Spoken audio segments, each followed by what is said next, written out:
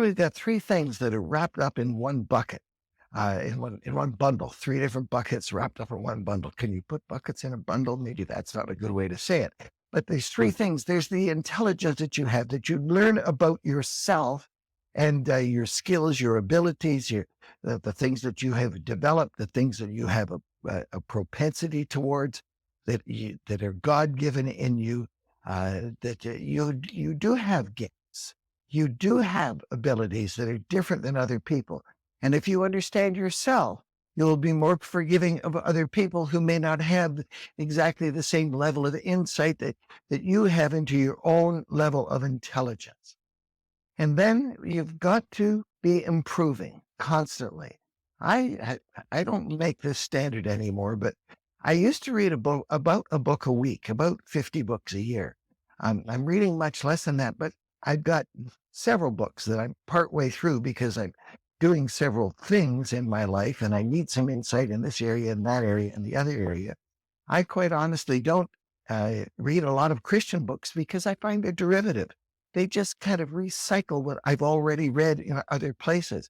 That's not entirely true, but I read more books from the wise people in our world who are able to analyze things psychologically, sociologically, spiritually, and so on.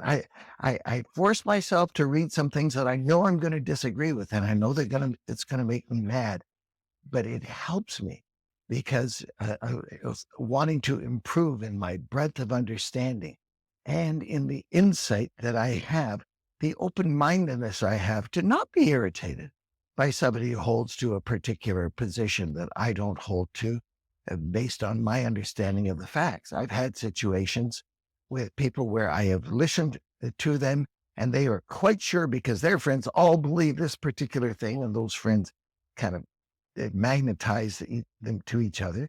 And I listen to their story and they say, have you considered this or that or the other thing? And then I go off and do the research that they should have done and send them links. And they come back to me and say, oh, thank you for that. I was not aware of what is being spouted in the people of our world. People blame the media. The media are only individuals who are flawed in themselves. They editorially choose what they will put before you. And if a media outlet is not telling you a particular thing that's going on in the world, then you need to look elsewhere. So gain some insight from other places. For goodness sake, go look at the Al Jazeera website. You get tremendous insight there. The BBC website or paper, the CBC. Don't just lock in on whatever, MSNBC News, which you can get a lot of information from, or Fox News, which you can get a lot of information from, both of which need to be all considered as to whether or not they're factual. They may draw attention sometimes to just one little incident, one little trip up, and portray the part as a whole. You have to be the person of insight in your realm so that you say, yes, that was true, but did you also know that this was true? Because they might not see it if they're in an information silo. So make sure that you get off of the social media, quit taking this pool of ignorance that is put together, except for finding some pretty good jokes. I get some really good humor out of the little bit of time, maybe 10 minutes a day that I spend scrolling through social media. And you can too. There's all kinds of things that if you're the person that has intelligence, demonstrating that you've improved over the last year and that you have insight into the world around you, others will trust you. That's what we're talking about here is how do we get people to trust us?